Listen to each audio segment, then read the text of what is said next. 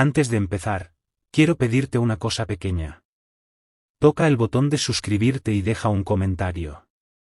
¿Alguna vez has vivido algo en plena naturaleza que no pudiste explicar?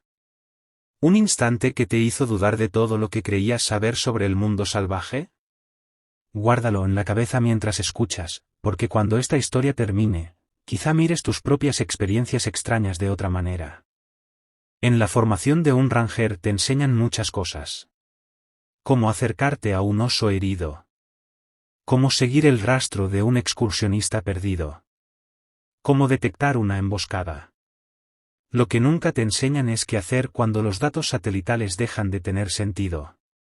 Llevo 7 años destinado en las puertas del puesto de monitoreo del Ártico, y, siendo sincero, creía que ya había visto todos los patrones raros que el sistema de rastreo de fauna podía arrojar. Grizzlies hibernando donde no deberían. Manadas de caribú alterando sus rutas migratorias. Lobos apareciendo y desapareciendo en la tundra como fantasmas. Pero lo que empezó a ocurrir el octubre pasado, eso no estaba en ningún manual. Ni en las directrices federales, ni en los informes clasificados, en nada. Me llamo Thaddeus Byrne. Escribo esto porque los reportes oficiales nunca cuentan la historia completa. No pueden. Esos documentos limpios, estériles, enviados al Servicio de Parques Nacionales, omiten las partes que harían que la gente se hiciera preguntas que nadie quiere responder. Por eso estoy registrando todo aquí, tal como ocurrió. Porque algo se está moviendo por la inmensidad del norte, y alguien necesita saberlo. Algo que nuestros satélites pueden seguir, pero no identificar. Algo que no coincide con nada en nuestras bases de datos biológicas. El Parque Nacional Gates of the Arctic se extiende al norte del Círculo Polar Ártico, enterrado en lo profundo de la cordillera Brooks. Cubre casi 8 millones de acres de naturaleza sin carreteras, intacta, brutal. La mayoría de la gente lo imagina como un lugar donde la naturaleza aún se mueve con su ritmo antiguo, vacío, silencioso. Y, en gran medida, es cierto. Apenas unas 10.000 personas lo visitan al año, casi todas durante el breve verano, cuando el sol de medianoche hace posible viajar. El resto del año, solo estamos nosotros. Un puñado de rangers e investigadores sosteniendo viva una red de estaciones remotas, repartidas en un territorio tan vasto que podrías perder cordilleras enteras dentro de él sin que nadie las viera. Yo estoy asignado al 7º puesto, justo donde el bosque boreal se rompe y empieza la tundra abierta. Donde los últimos abetos delgados se van apagando hasta desaparecer en la nada. Por fuera, no parece gran cosa, una cabaña reforzada, unos paneles solares, una antena satelital, y aislamiento suficiente para no morir cuando en enero la temperatura cae a 50 bajo cero. Pero lo que hace importante al 7º puesto no es el edificio. Es lo que guarda dentro. Sobre todo, el sistema avanzado de monitoreo de vida silvestre. Procesa datos de más de 300 sensores enlazados a satélite, repartidos por nuestro sector. Es mucho más sofisticado de lo que la mayoría imagina. Cada paquete de sensores incluye imagen térmica, detección de movimiento, monitoreo acústico, y algo llamado análisis de firma biológica. Identifica especies mediante patrones de calor, perfiles de movimiento y campos electromagnéticos producidos por organismos vivos. Oficialmente, lo instalaron como parte de un estudio federal sobre ecosistemas árticos y cambio climático. Eso fue lo que nos dijeron. Pero siempre sospeché que había algo más. Interés de defensa. O de inteligencia. O de ambos. Vigilando un territorio que, cada año que pasa, se vuelve más valioso estratégicamente. Cuando el Ártico se abre, aprendes a no hacer demasiadas preguntas sobre el equipo que te entregan. Lo usas. Redactas informes. Y sigues adelante. En teoría, el sistema es simple. Cuando algo se mueve a través de la cuadrícula de sensores, se genera una alerta y llega a nuestras computadoras. El software clasifica automáticamente la detección, caribú, lobo, oso, zorro, según tamaño, calor y patrón de movimiento. La mayoría de las veces es inquietantemente preciso. Puedo estar sentado en mi escritorio con una taza de café y ver a un grizzly cruzar un valle en tiempo real. O seguir una manada migratoria de caribú con una exactitud que, hace 20 años, habría parecido ciencia ficción. Luego todo queda registrado, analizado, convertido en reportes, desplazamientos poblacionales, relaciones depredador-presa, y la forma en que el cambio climático está remodelando el comportamiento animal. Octubre empezó completamente normal. Yo realizaba verificaciones de rutina, registrando los patrones estacionales que llevamos décadas observando. Los caribúes iniciaban su empuje hacia el sur antes de que el clima se volviera insoportable. Los grizzlies estaban en plena hiperfagia, acumulando el máximo peso posible antes de hibernar. Las manadas de lobos se dispersaban más, siguiendo a los herbívoros. Todo encajaba. Los ciclos esperados. La naturaleza haciendo lo que siempre hace. La primera anomalía apareció el 7 de octubre. Mi compañero, Aaron Cutler, y yo revisábamos los datos de la noche anterior. Aaron llevaba en el 7º puesto incluso más tiempo que yo, casi 12 años. Nadie conocía mejor los patrones de la fauna que él. Y fue él quien lo vio primero. Una detección que debería haber salido en verde apareció marcada en amarillo. Eso significaba que el sistema había registrado algo, pero no podía clasificarlo con seguridad. Cuando abrimos los detalles, fue ahí cuando la sensación de algo no está bien se instaló en la habitación. La alerta provenía de un sensor a unas 40 millas al noreste de nuestra estación, cerca de los picos Arach. La marca de tiempo indicaba 2:17 de la madrugada. Nada fuera de lo común. En octubre, cuando la oscuridad vuelve a adueñarse del paisaje, muchos animales se mueven de noche. Lo extraño era la firma.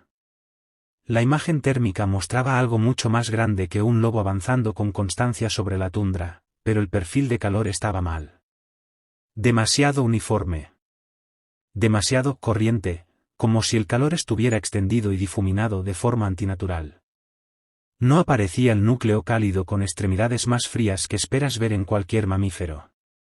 En ese instante supe que algo no encajaba. El análisis de firma biológica, que debía identificar la especie, devolvía únicamente códigos de error. No una clasificación desconocida, que al menos sugeriría una especie rara o una lectura atípica. Eran errores del sistema, como si los datos no cupieran en ningún parámetro para el que el software hubiera sido diseñado. El patrón de movimiento era constante y deliberado. Trayectoria en línea recta a unas 4 millas por hora, más rápido que el paso de la mayoría de los grandes depredadores, pero más lento que una carrera. Se desplazó durante 47 minutos, activando sensores en una línea norte-sur casi perfecta, y luego, simplemente desapareció. Un segundo estaba ahí, registrándose en múltiples flujos de datos. Al siguiente, nada. Como si hubiera dejado de existir. Aaron frunció el ceño ante la pantalla, y las arrugas de su rostro curtido se marcaron más de lo habitual. Rondaba los 50 y tantos, con ese cuerpo seco y endurecido que solo dan décadas de trabajo al aire libre en condiciones brutales. La barba gris, recortada con pulcritud. Y en los ojos, esa mirada entornada permanente de quien ha pasado demasiados años observando nieve brillante y horizontes interminables. Cuando habló, lo hizo con el tono plano y cuidadoso de alguien que aprendió a no saltar a conclusiones. Podría ser un fallo de los sensores, dijo, aunque no sonó convencido. Errores múltiples generando datos basura que el sistema no sabe interpretar. Ya hemos tenido fallos en cascada antes, sobre todo cuando la temperatura cae de golpe. A la electrónica no le gusta el frío extremo. Asentí, queriendo creerlo. Pero algo en esa explicación no terminaba de asentarse dentro de mí.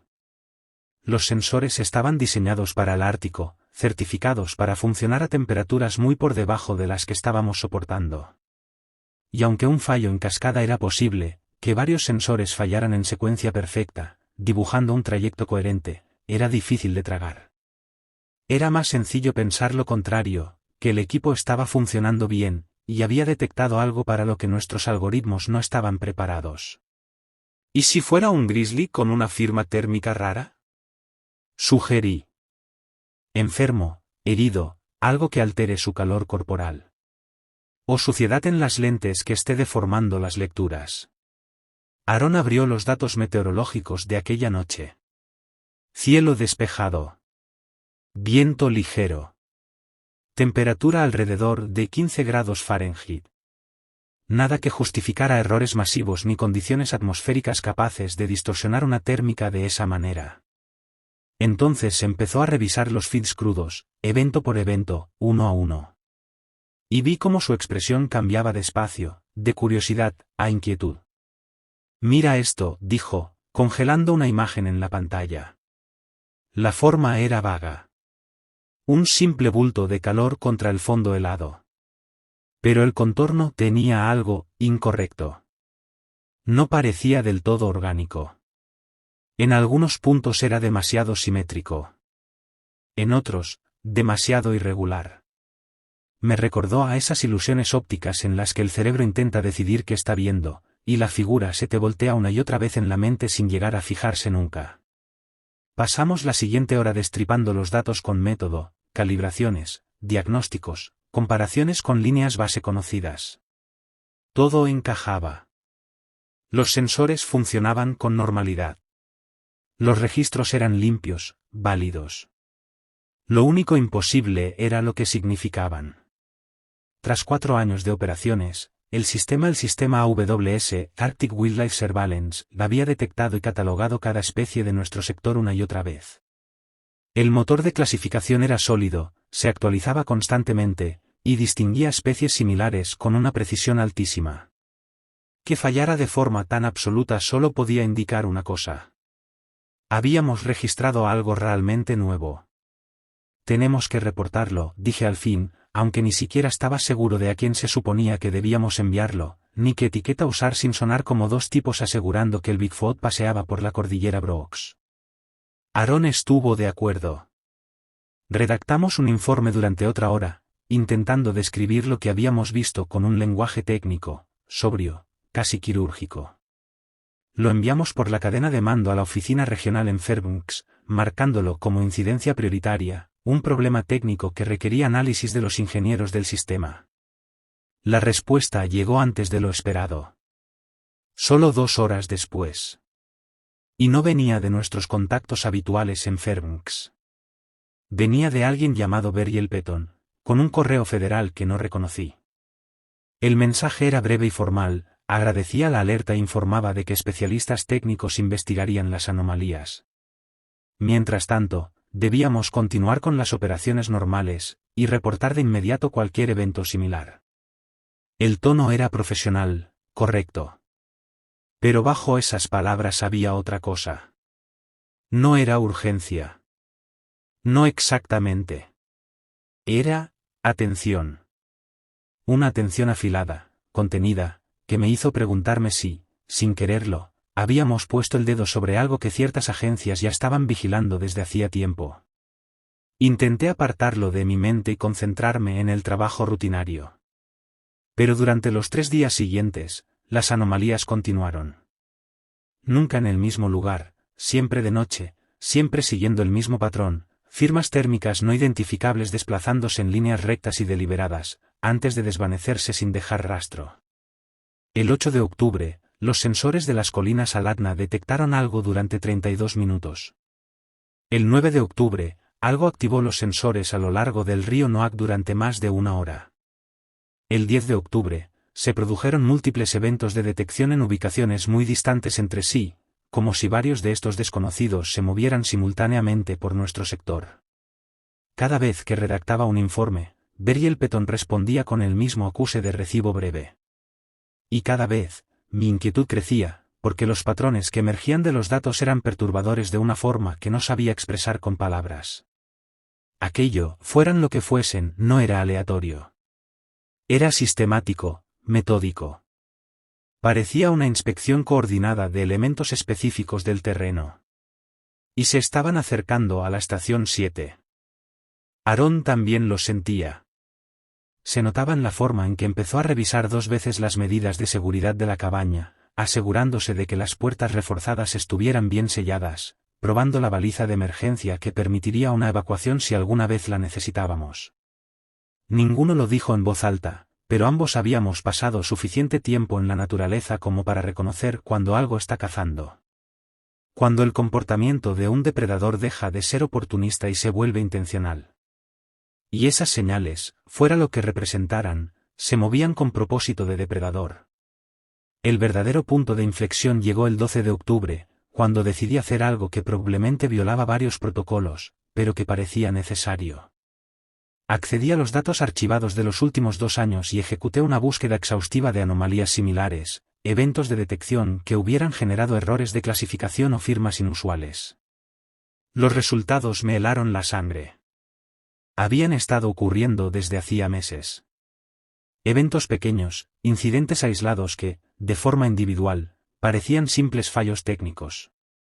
Un error de sensor aquí, una lectura no identificada allá, fácilmente descartables como problemas rutinarios de equipos sofisticados operando en condiciones extremas. Pero cuando los reuní todos y tracé sus ubicaciones a lo largo del tiempo, surgió un patrón imposible de ignorar. Las anomalías habían comenzado en las regiones más septentrionales del parque, cerca de la costa, allá por marzo. En los meses siguientes, se extendieron gradualmente hacia el sur y el oeste, aumentando en frecuencia y duración, desplazándose por el territorio en oleadas que sugerían una exploración sistemática. Y estaban convergiendo. Múltiples focos de actividad separados, acercándose poco a poco entre sí, como si distintos grupos realizaran inspecciones que acabarían fusionándose en una cobertura completa de todo el sector. El punto de convergencia, donde todas esas trayectorias terminarían cruzándose, estaba aquí mismo. La estación 7 y el valle circundante. Le mostré el análisis a Aarón, y por primera vez desde que lo conocía, vi un miedo auténtico en sus ojos. Observó el mapa durante largo rato, viendo la reproducción animada de los eventos de detección expandirse por el paisaje como una infección a cámara lenta. Cuando por fin habló, su voz estaba cuidadosamente controlada. «Vienen hacia aquí», dijo simplemente. «Sea lo que sea, han estado avanzando metódicamente por el parque, y nosotros somos el objetivo. La pregunta es ¿por qué? ¿Qué hay en la estación 7 que quieren?» Pasamos el resto del día intentando responder a esa pregunta, examinando cada aspecto de nuestra ubicación que pudiera atraer atención. La estación 7 se encontraba en el límite de lo que los geólogos llamaban el cinturón mineral de Ambler, una región rica en cobre, zinc y tierras raras, que las empresas mineras estaban cada vez más interesadas en explotar. Tal vez esos desconocidos estuvieran relacionados con algún estudio encubierto de recursos, drones o equipos especializados probando depósitos minerales de formas que generaban firmas inusuales. Pero eso no explicaba el patrón metódico ni por qué necesitaban acercarse físicamente a nuestra estación.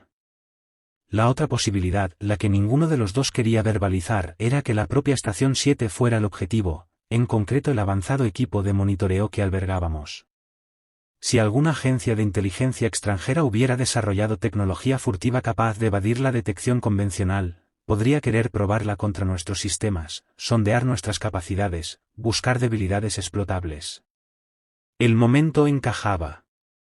Tensiones crecientes en el Ártico, competencia por recursos, posicionamiento estratégico a medida que el deshielo abría nuevas rutas marítimas y reclamaciones territoriales.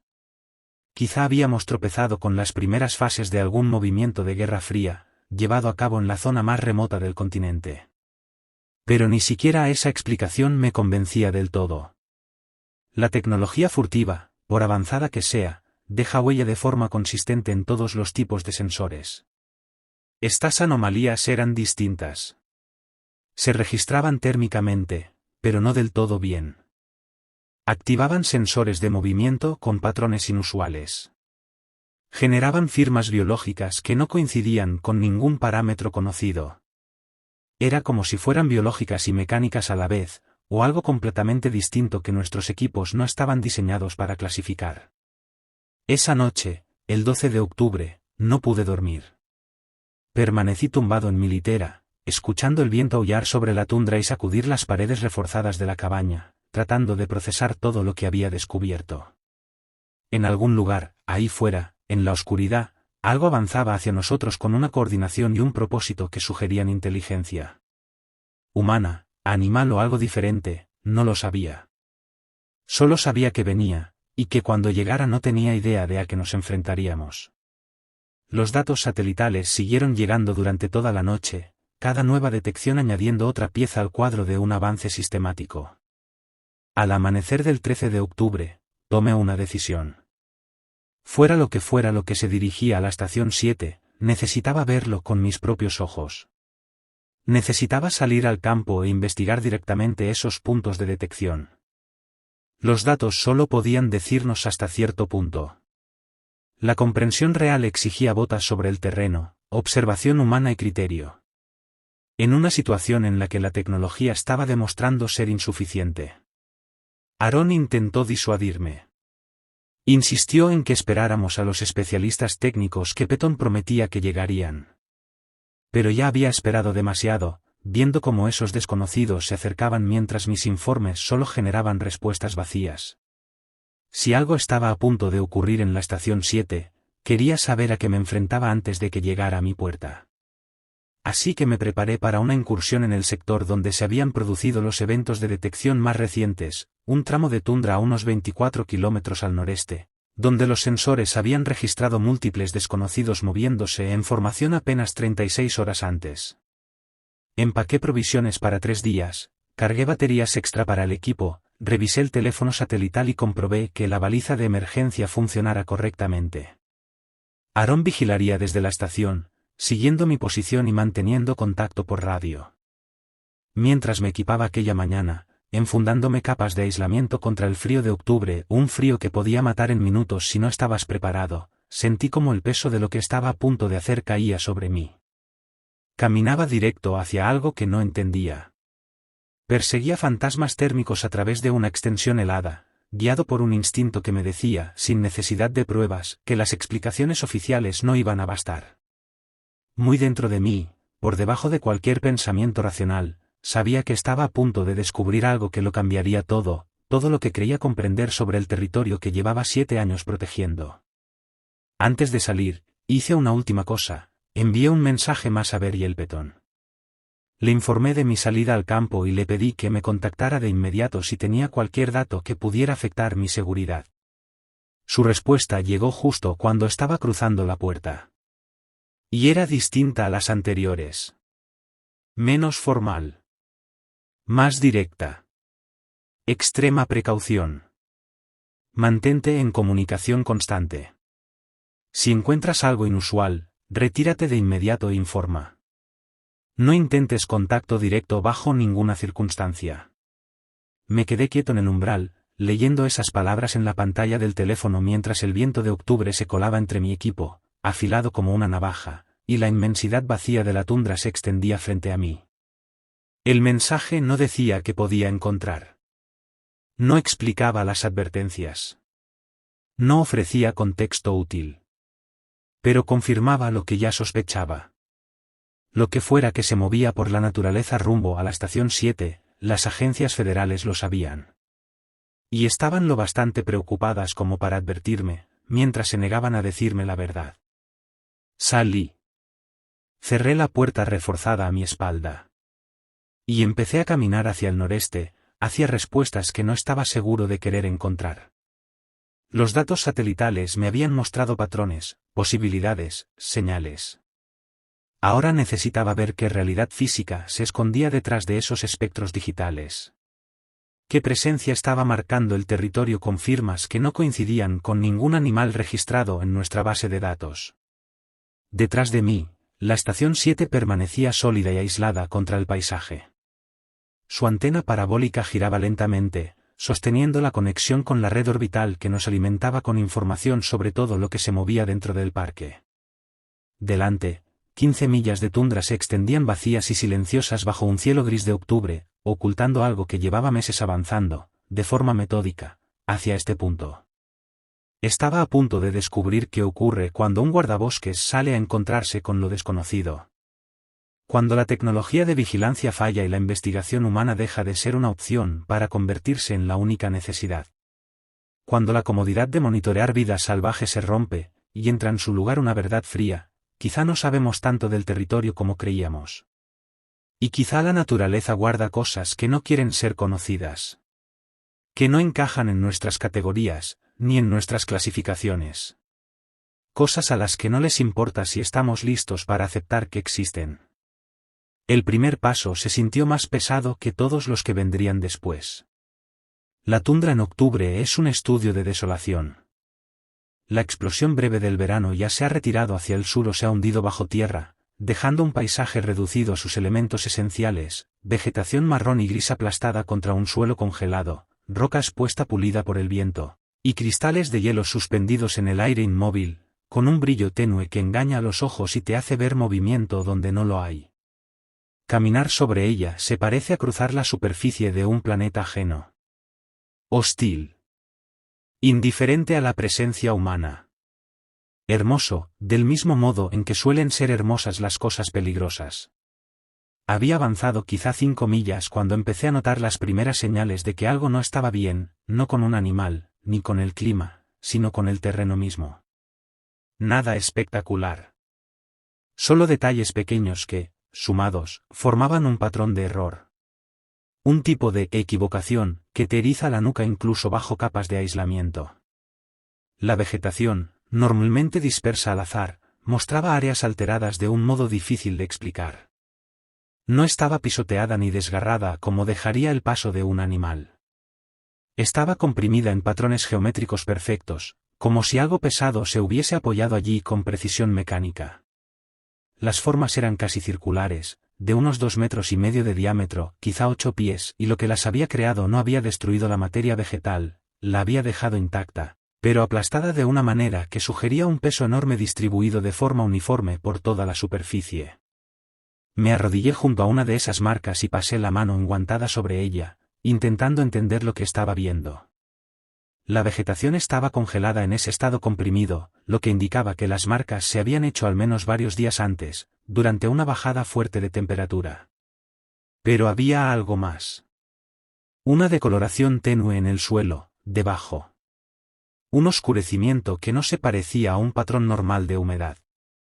Saqué mi multiherramienta y raspé parte de la capa vegetal congelada, dejando expuesta la tierra. Tenía una consistencia extraña. En algunos puntos, casi vítrea. Como si hubiera sufrido un calor intenso, y luego se hubiera derretido y vuelto a congelar en una estructura semicristalina. No tenía sentido. Un calor capaz de alterar la estructura del suelo habría quemado la vegetación por completo. No la habría dejado ahí, intacta, solo comprimida. Y aún así, allí estaba la evidencia, compresión y alteración térmica, ocurriendo al mismo tiempo o en una secuencia muy cercana. Tomé fotografías desde varios ángulos. Registré las coordenadas GPS. Marqué el punto en mi unidad portátil. Y seguí avanzando hacia el noreste. El chequeo por radio con Aaron fue breve.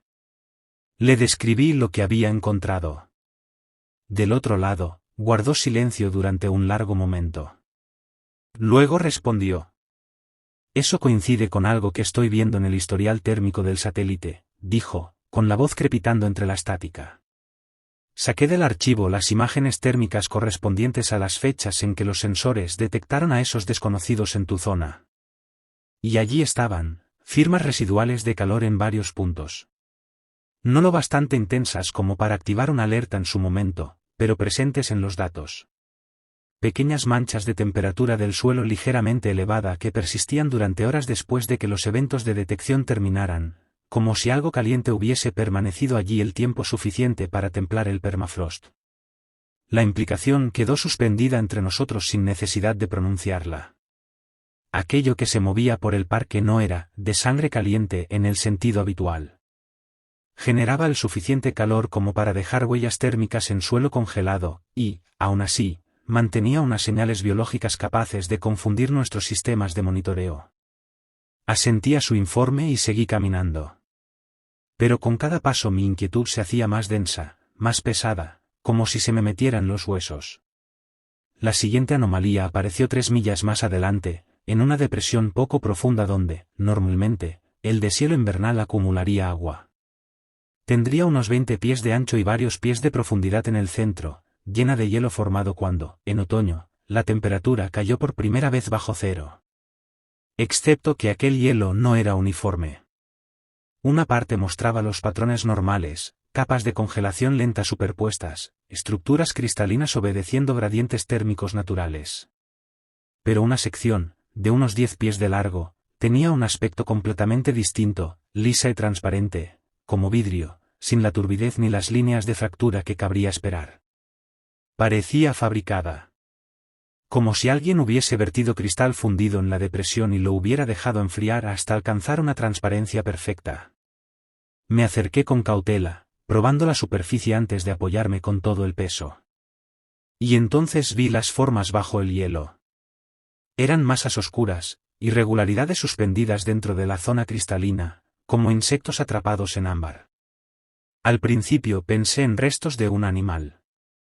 Tal vez un caribú que hubiese muerto allí y quedado congelado antes de que los carroñeros lo alcanzaran. Pero cuando me arrodillé y aparté la nieve de la superficie para ver mejor, comprendí que no eran restos normales. Las formas eran orgánicas, sin duda material biológico, pero dispuestas de un modo que no encajaba con ninguna anatomía conocida. Lo que parecía una pata estaba doblado en ángulos imposibles para cualquier articulación que yo hubiera visto. Algo semejante a una caja torácica aparecía aplastado, comprimido hasta quedar plano. Los huesos, fusionados entre sí en una sola masa sólida. Y había demasiado material biológico para pertenecer a un solo animal. Era como si varias criaturas hubieran sido combinadas de alguna manera y luego comprimidas dentro del hielo. La conservación era perfecta, obscenamente perfecta. Detalles que no deberían haber sobrevivido a la congelación se mostraban intactos, estructuras celulares distinguibles a través de la transparencia, colores que tendrían que haberse apagado, aún vivos, aún brillantes. Pasé 20 minutos documentando el hallazgo. Fotografías. Vídeo. Intentando capturar la equivocación de aquello, esa sensación de que el mundo, por un instante, no seguía sus propias reglas de una forma que pudiera atravesar el lente de una cámara. La parte racional de mi mente insistía en ofrecer explicaciones naturales. Quizá depredadores habían acumulado varias presas aquí y el congelamiento posterior había deformado los restos. Quizá ese hielo claro era consecuencia de un fenómeno meteorológico extraño, una fusión y recongelación rápida. Pero ninguna explicación me alcanzaba. Y cuanto más miraba aquellas formas suspendidas en un hielo imposible, más convencido estaba de que aquello era evidencia de algo activamente hostil a los procesos biológicos normales. Mi radio crepitó. La voz de Harjan cortó mi concentración como una hoja. Thaddeus, estoy siguiendo otro evento de detección en tu sector. Misma pauta de firma que los anteriores, pero está activo ahora mismo, y se mueve hacia tu posición. Distancia aproximada, 4 millas al noreste. Rumbo suroeste, a paso constante. Hubo un breve silencio, y luego lo dijo con una precisión quirúrgica. Necesitas tener clara su trayectoria. Si mantiene curso y velocidad, lo interceptarás en unos 45 minutos. La información me golpeó como un impacto físico. Fuera lo que fuese aquello, estaba a punto de encontrarme con ello de frente. Y tenía menos de una hora para decidir, seguir avanzando o retroceder hasta una distancia segura. Todos los protocolos en los que me habían entrenado gritaban lo mismo: retirarse. Mantener observación a distancia.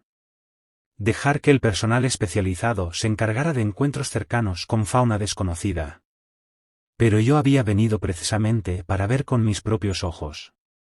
Y retroceder ahora significaba aceptar que jamás entendería de verdad qué estaba enfrentando. Sigo adelante, dije al radio, sintiendo como la decisión se solidificaba en el mismo instante en que pronunciaba las palabras. Pero voy a buscar terreno elevado para observar su aproximación. Sigue rastreando y dame actualizaciones de posición y rumbo cada 5 minutos. Aaron empezó a objetar, y luego, como si comprendiera lo inútil que sería, se limitó a aceptar el plan. En su voz había preocupación. Pero también entendimiento. Había sido ranger el tiempo suficiente como para saber que, a veces, debes confiar en el instinto incluso cuando te guía hacia el peligro. Que el conocimiento real nace de la observación directa, no del monitoreo remoto. Y que él habría hecho la misma elección, si hubiera estado aquí fuera, en lugar de mí.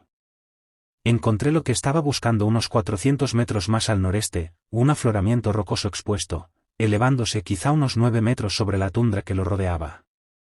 No era mucha altura, pero sí la suficiente para regalarme líneas de visión limpias a través de varios kilómetros de terreno abierto.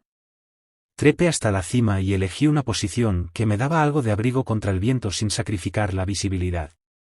Me acomodé allí, y me dispuse a esperar. La tarde se estaba apagando camino de la noche y la temperatura caía con ella. Debía rondar los menos 15 grados, y con la sensación térmica era bastante peor.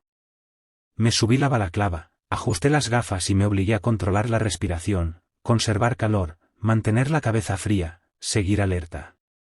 Las actualizaciones de Aarón llegaron puntuales, como un metrónomo. Cada una confirmaba que lo desconocido mantenía su rumbo constante hacia el suroeste. A los 30 minutos, estaba a unos 3 kilómetros. A los 35, a poco más de 2. La trayectoria no variaba más que unos pocos grados, lo bastante para sugerir propósito, no deambular. Fuera lo que fuese, sabía a dónde iba. Y estaba tomando la ruta más directa para llegar.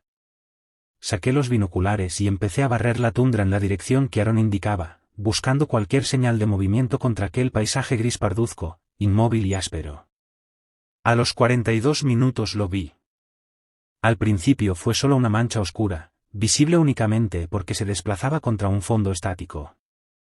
Estaba demasiado lejos para distinguir detalles, pero era innegable, algo venía hacia mí. Enfoqué, ajusté para la distancia, y sentí que el estómago se me hundía cuando la imagen se resolvió en algo que ya podía ver. La forma estaba mal. No mal de un modo que yo pudiera explicar al instante, sino mal de ese modo que obliga al cerebro a luchar con lo que los ojos le están diciendo. Era grande, más o menos del tamaño de un oso grizzly. Pero se movía distinto. Demasiado suave. Demasiado fluido. Sin el balanceo pesado, sin el trote característico de ningún gran mamífero que yo hubiera observado jamás. Cuando se acercó un poco más, quizá a unos 400 metros, empezaron a definirse detalles, y cada uno aumentó esa sensación creciente de error. No era del todo simétrico, pero la simetría no seguía ningún patrón anatómico reconocible. Lo que podían ser patas era demasiado largo en proporción al cuerpo, y se articulaba de una forma extraña, como si las articulaciones se doblaran en direcciones equivocadas. La superficie, lo poco que alcanzaba a ver entre la distancia y la distorsión del aire, no parecía pelaje ni piel. Tenía una cualidad que me recordó al hielo liso que había encontrado en la depresión. Casi reflectante, atrapando la luz de un modo que una superficie biológica no debería. Agarré el visor térmico de mano, el mismo que usamos para observar fauna nocturna, y lo apunté a la silueta en aproximación. La pantalla mostró exactamente lo que cabía esperar por los datos satelitales, una firma térmica completamente incorrecta para un animal vivo. En lugar de un núcleo caliente concentrado con extremidades más frías, la imagen revelaba una distribución uniforme de calor por toda la forma, como si cada parte estuviera a la misma temperatura. Y esa temperatura era demasiado alta. Alrededor de 35 grados C, cuando la mayoría de los mamíferos árticos mantienen el núcleo entre 38 y 39 grados. Era una contradicción. Demasiado frío para estar vivo en el sentido convencional, pero demasiado cálido para ser un objeto inerte reflejando la temperatura ambiente. La figura siguió avanzando. Ya estaba a menos de 200 metros cuando comprendí que no venía sola. Dos formas más aparecieron detrás, siguiendo la misma trayectoria con la misma fluidez perturbadora. Mantenían un espaciado exacto, tal vez 15 metros entre una y otra, como si alguien las hubiera colocado allí con regla. Eso no era un simple comportamiento de manada. Aquello era organizado. Sistemático. Casi militar. Noté cómo se me aceleraba el pulso pese a mis esfuerzos por mantener la calma, y tuve que concentrarme para que las manos no me temblasen mientras documentaba todo con la cámara. A 100 metros, pude distinguir algo que podría ser una cabeza, aunque no se parecía a la estructura craneal de ningún animal que conociera. Era demasiado lisa. Sin la prominencia normal de ojos, orejas, hocico, sin nada de lo que define una cabeza mamífera. Solo una forma aerodinámica que parecía fundirse directamente con lo que podrían ser hombros, sin una separación clara.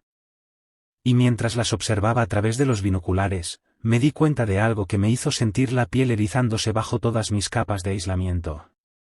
La superficie se movía. No con sacudidas, no con contracciones musculares. Se desplazaba en ondas lentas, como un líquido contenido por una membrana invisible, sin asentarse jamás en una forma estable. Pasaron a unos 70 metros de mi posición, lo bastante cerca como para oírlas pese al viento. Pero no era respiración.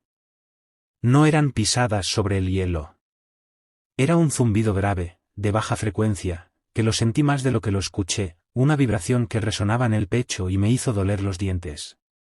No era constante. Pulsaba con regularidad, tal vez una vez cada 3 segundos, como un proceso interno, un ritmo que no tenía nada que ver con respirar ni con latir. Me quedé inmóvil. Apenas respirando. Confiando en que la altura y el hecho de estar a sotavento bastaran para que no detectaran mi presencia. La forma de cabeza, la que iba delante, se detuvo. Por un segundo terrible pensé que me había sentido. No giró hacia mí. No mostró alarma. Pero se quedó quieta, y las ondulaciones de la superficie se intensificaron, volviéndose más rápidas, más violentas, como si algo dentro empujara con urgencia contra esa membrana invisible. Las otras dos se detuvieron también, manteniendo el espaciado perfecto. Y el zumbido cambió de tono, más agudo, más insistente. A través de los binoculares vi como la figura líder parecía extender algo desde lo que yo había estado llamando su cabeza. Una proyección de casi 1 metro, delgada, afilada, que se movió de un lado a otro como una antena buscando señal. Luego la retrajo. Y volvió a ponerse en marcha con la misma suavidad imposible, retomando su rumbo hacia el suroeste. Las otras dos la siguieron, y en menos de 1 minuto, ya habían pasado más allá de mi punto de observación, adentrándose en el sector en dirección a la estación 7. Me quedé congelado en mi posición durante 5 minutos completos después de perderlas de vista. Temía que cualquier movimiento pudiera llamar su atención. Temía que, de algún modo, me hubieran detectado y estuvieran rodeando para volver desde otro ángulo. Pero la radio permaneció en silencio, salvo por la cadencia estable de Aarón, siguiendo su avance mientras se alejaban. Y al final me permití creer que habían pasado, sin registrarme. Cuando por fin bajé los binoculares, las manos me temblaban. Y no era por el frío. Acababa de ver algo que violaba cada principio de biología que yo entendía. Algo que se movía, generaba calor y actuaba con coordinación, pero no encajaba en ningún patrón de vida que me hubieran enseñado a reconocer. Los datos del satélite ya hablaban de anomalías. Pero verlas ahí, presentes en el paisaje, desplazándose con propósito sobre un terreno que yo creía conocer, destruyó la distancia cómoda que siempre te da la información cuando solo existe en una pantalla. Radié a Aarón con una descripción completa de lo que había observado. Al escucharme, me di cuenta de que mi propia voz sonaba inestable, vacilante, mientras luchaba por encontrar palabras capaces de transmitir lo que había visto. Él escuchó sin interrumpirme, y cuando terminé, respondió en un tono bajo y cuidadosamente medido. Había estado revisando datos archivados mientras yo estaba ahí fuera, analizando cada lectura anómala de los últimos 8 meses y trazando sus movimientos. No solo se estaban desplazando hacia la estación 7. La estaban rodeando. Múltiples grupos avanzaban desde distintas direcciones, todos convergiendo en un círculo aproximado con nuestra posición en el centro. Fuera lo que fuese lo que estaba ocurriendo, estaba coordinado a gran escala, y nosotros estábamos justo en medio. Las implicaciones eran abrumadoras, y aterradoras. Aquello no era un comportamiento animal aleatorio, ni siquiera caza organizada de depredadores. Era una operación estructurada, llevada a cabo por entidades capaces de planificar, coordinar y ejecutar maniobras complejas a enormes distancias. Y la estación 7 era su objetivo, por razones que no alcanzaba a imaginar. Tomé una decisión en ese instante.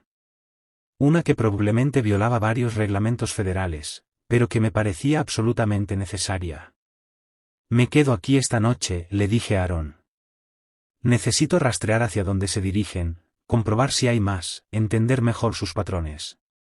Si están rodeando la estación, prefiero observar desde fuera antes que quedarme dentro esperando lo que venga después. Aaron discutió la decisión.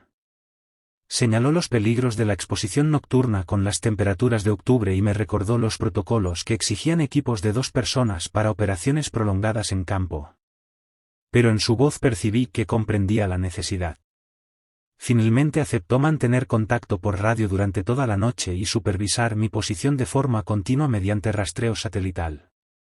Busqué un punto más protegido entre las rocas, instalé mi bivac con elementos de calefacción de emergencia y me preparé para pasar la noche observando formas que no deberían existir, desplazándose por una naturaleza que de pronto se sentía mucho menos familiar que esa misma mañana. Cuando cayó la oscuridad y el frío de octubre se hundió aún más en el paisaje, revisé las grabaciones térmicas que había capturado y noté algo que se me había escapado en la observación inicial. En varios fotogramas, cuando las siluetas cruzaban zonas cubiertas de nieve, dejaban marcas. No huellas en ningún sentido convencional, sino impresiones que coincidían con los patrones geométricos que había encontrado antes. Círculos perfectos, donde la nieve se había derretido y se había vuelto a congelar de inmediato, transformándose en hielo liso, casi vidrioso. El contacto de esas cosas con el suelo generaba suficiente calor como para fundir la nieve, y sin embargo sus firmas térmicas registraban temperaturas muy por debajo de lo normal en cualquier animal vivo. Esa contradicción me perturbó más que cualquier otra cosa que hubiera observado. Calor capaz de derretir nieve, pero lecturas térmicas que apenas indicaban tibieza. Movimiento que sugería vida, pero formas que violaban principios biológicos. Coordinación que implicaba inteligencia, sin rastro de estructuras que pudieran albergar un cerebro en el sentido convencional. Estaba ante pruebas que desafiaban las nociones más básicas de lo que constituye un organismo vivo. Y cuanto más intentaba encajar mis observaciones en marcos conocidos, más evidentes se hacía lo inadecuados que eran. Cerca de la medianoche, el visor térmico detectó más movimiento. Otro grupo de 3 siluetas atravesaba un sector a varios kilómetros al este. Las seguí hasta que salieron del alcance, observando que mantenían la misma formación y el mismo rumbo que el grupo anterior. Aaron confirmó la detección a través de sensores satelitales e informó de movimientos similares desde el norte y el oeste. Según su recuento, al menos 15 entidades distintas estaban convergiendo hacia la estación 7. Y esas eran solo las lo bastante grandes y cálidas como para activar nuestros sistemas de monitoreo. Podía haber más pequeñas o más frías, desplazándose por debajo de nuestros umbrales de detección. Intenté dormir en ciclos rotativos, alerta durante 1 hora, descanso de 30 minutos. Pero dormir de verdad era imposible. Cada sonido me tensaba. Cada cambio en la dirección del viento me hacía buscar el visor térmico. La tundra nocturna nunca está completamente en silencio. El hielo se contrae con chasquidos secos. El viento se desliza entre obstáculos con tonos cambiantes. Los pocos animales que permanecen activos en invierno se mueven rápido entre las sombras. Pero esa noche, cada ruido parecía cargado de significado. Cada sonido podía anunciar la aproximación de algo que no pertenecía al paisaje sonoro natural. La noche más larga de mi vida terminó con un amanecer gris de octubre, revelando un terreno que parecía intacto, pero que se sentía fundamentalmente distinto. Había pasado horas observando entidades desconocidas desplazarse por un territorio que creía conocer. Y esa experiencia transformó lo familiar en amenazante. Mientras recogía mi equipo y me preparaba para regresar a la estación 7, comprendí que cualquier informe, cualquier prueba reunida, plantearía más preguntas de las que respondería. Esas cosas que se movían por el parque no eran animales en ningún sentido convencional, ni máquinas con una configuración reconocible. Ocupaban una categoría que nuestras clasificaciones simplemente no podían abarcar. El camino de regreso me tomó casi toda la mañana. Me detenía con frecuencia para examinar nuevas impresiones geométricas y zonas donde la nieve se había derretido y vuelto a congelar, marcando el paso de esos desconocidos. Cada punto añadía detalles a la imagen emergente, revelando patrones de movimiento que sugerían propósito y destino. No vagaban. No cazaban. Estaban ejecutando un plan que implicaba una cobertura sistemática de un terreno específico. Y ese plan estaba a punto de completarse. Cuando por fin llegué a la estación 7, exhausto y helado a pesar de todo mi equipo, Aaron me recibió en la puerta con una expresión que mezclaba alivio y miedo. Antes de que pudiera entrar siquiera, me tendió su tableta con los últimos datos de rastreo satelital. Las siluetas que había observado, junto con docenas de otras detectadas durante la noche, habían dejado de moverse. Habían adoptado posiciones formando un círculo aproximado de 8 kilómetros de diámetro, con la estación 7 exactamente en el centro. Llevaban así 3 horas. Solo están ahí, dijo Aaron en voz baja. Sin moverse, sin dispersarse. Manteniendo la posición en un perímetro perfecto alrededor de nosotros. Hizo una pausa antes de añadir. Y, Thaddeus, por fin logré contactar con Petón con tus observaciones de campo. Está enviando un equipo, pero no llegarán hasta dentro de al menos 36 horas. Sea lo que sea que estén planeando hacer, vamos a estar solos cuando ocurra. Miré la pantalla de rastreo. El anillo de señales desconocidas rodeaba nuestra posición, cerrado y perfecto, y en ese instante sentí como el peso de la comprensión me caía encima. Esto ya no tenía nada que ver con monitoreo de fauna. Ya no era cuestión de firmas térmicas inexplicables ni de anomalías biológicas. Era otra cosa, estábamos atrapados en el centro de algo planificado, coordinado, ejecutado por inteligencias que no entendíamos. Y la siguiente fase de la operación, fuera lo que fuese, estaba a punto de comenzar. El equipo federal llegó 31 horas después de la llamada de Aaron a Petón. Aterrizaron en 2 helicópteros negros, rápidos y bajos, atravesando la tundra como aves de extracción militar. Los observé desde la ventana de la cabaña, siguiendo su descenso con prismáticos. Lo primero que me golpeó fue el equipo. Aquello no era un grupo de investigación científica. Eran personas preparadas para combate. Llevaban material táctico que parecía más propio de un despliegue en el extranjero que de una investigación de vida silvestre, chalecos antibalas, cascos con comunicaciones integradas, armas que reconocí modificadas para munición y accesorios especializados, y cajas de transporte que sugerían provisiones suficientes para sostener operaciones en territorio hostil durante un largo periodo. Cuando los helicópteros tocaron tierra en el claro que usábamos para entregas de suministros, 6 personas bajaron. 5 se movían con esa eficiencia inconfundible de operadores, barrían el entorno, establecían un perímetro, se comunicaban con señales de mano con una coordinación que solo nace del entrenamiento y de haber trabajado juntos en el campo. La sexta era distinta. Mayor. Más lenta. Su forma de moverse tenía deliberación académica, no precisión táctica. Vestía ropa civil para frío extremo, y en lugar de un arma, llevaba un maletín reforzado que parecía para un portátil.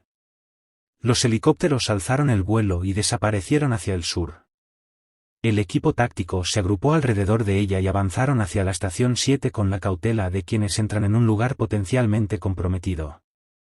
Aaron abrió la puerta antes de que pudieran llamar. La mujer dio un paso al frente y se bajó la balaclava, revelando un rostro curtido, de finales de sus 50, y unos ojos grises afilados que lo evaluaban todo con barridos rápidos y analíticos. Cuando habló, su voz traía la autoridad plana de alguien acostumbrada a que la obedezcan sin preguntas. Doctora Miriam Bass. División de Ciencias Aplicadas. Ustedes deben ser Thaddeus Byrne y Aaron Cutler. Ni siquiera lo dijo como una presentación. Lo dijo como un registro. Necesitamos un informe completo de inmediato. Luego voy a requerir acceso a todos sus datos de monitoreo, señales en bruto, archivos satelitales, todo. Todo lo que su sistema haya registrado en los últimos 12 meses. Mi equipo de seguridad establecerá un perímetro defensivo mientras trabajamos. Hizo una pausa, mínima, y clavó los ojos en mí. Entiendo que han tenido contacto visual directo con las entidades. Eso los convierte en el único personal no clasificado que las ha observado, y ha sobrevivido al encuentro sin recuperación inmediata. La frase me atravesó. Sin recuperación inmediata implicaba que si había habido otros. Personal que había tenido encuentros, y esos encuentros habían terminado con alguien siendo recuperado, llevado a algún lugar, por razones que Bass no estaba explicando. Miré a Aarón. En su expresión vi el mismo golpe de realidad, el mismo cálculo silencioso. Ninguno de los dos la desafió. Solo retrocedimos y dejamos entrar a los hombres. Los observamos mientras el equipo táctico desplegaba material con una rapidez quirúrgica, transformando nuestra modesta estación de investigación en algo que empezaba a parecerse demasiado a una base avanzada. El informe duró 3 horas. Buzz lo grabó todo, mientras su portátil procesaba información a una velocidad que yo apenas podía seguir. Quería cada detalle, cada observación, cada medición, cada fotografía que había tomado durante mi salida de campo. Cuando describí las formas desplazándose por la tundra, me interrumpió una y otra vez para precisar aspectos concretos de su apariencia, su forma de moverse, sus patrones, sus características térmicas. Pero lo que más le interesó fue el zumbido. Me obligó a describirlo como si estuviera analizándolo en un laboratorio, frecuencia, ritmo, y cómo me había afectado físicamente. Cuando mencioné la vibración en el pecho y el dolor sordo en los dientes, Buzz cruzó una mirada con uno de los miembros del equipo táctico. No fue una mirada casual. Fue una confirmación. Las entidades generan una firma acústica de baja frecuencia que afecta a la fisiología humana, dijo, tecleando sin levantar la vista. La mayoría de las personas lo percibe como incomodidad o inquietud. Un sistema de alerta que evolucionó para avisarnos de peligros que no identificamos de forma consciente. Hizo una pausa, como si estuviera leyendo una ficha clínica en voz alta. Un pequeño porcentaje lo sufre de forma más severa. Vibración real de tejido, capaz de provocar lesiones internas a corta distancia. Que lo sintieras a 75 yardas sugiere que estaban en modo de escaneo activo, usando pulsos acústicos para cartografiar el entorno. Levantó la mirada por primera vez desde que empezó aquella parte. Tuvieron suerte. No los identificaron como un objetivo significativo. Quise preguntarle qué significaba objetivo significativo. ¿Qué criterios usaban esas cosas para definir niveles de amenaza? Pero Buzz ya había pasado al siguiente bloque de preguntas. La interrogación, porque eso era, una interrogación, continuó hasta que exprimió cada detalle posible de mis observaciones. Solo entonces se reclinó, cerró el portátil y tomó una decisión que pude ver formarse detrás de su mirada fría y analítica. Lo que voy a decirles está clasificado bajo autoridades que se imponen a los protocolos normales de seguridad. Han ganado acceso por contacto directo, pero entiendan esto. Divulgar esta información a personal no autorizado implicará detención federal inmediata y procesamiento bajo leyes que la mayoría de la gente ni siquiera sabe que existen. Su voz no subió. No necesitaba hacerlo. Reconozcan que entienden estos términos. Asentimos. Los dos. Buzz sacó una tableta de su maletín y abrió archivos con marcadores de clasificación que yo no había visto jamás.